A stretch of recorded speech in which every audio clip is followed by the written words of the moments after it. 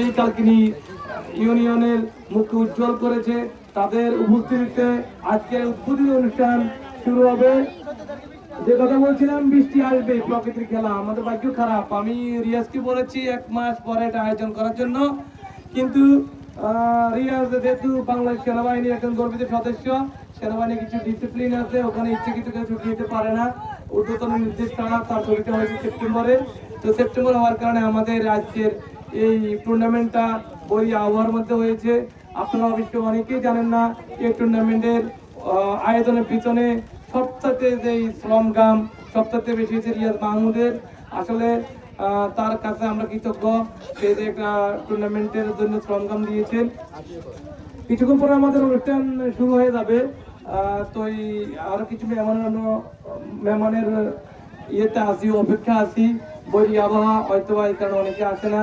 আমরা আশা করব আমাদের মেহমান বিন্দু নির্ধারিত সময়ে আমাদের অনুষ্ঠানে চলে আসবেন, এবং আমরা কিছুক্ষণ পরে আমাদের আজকের টুর্নামেন্টের উদ্বোধনের কার্যক্রম শুরু হবে।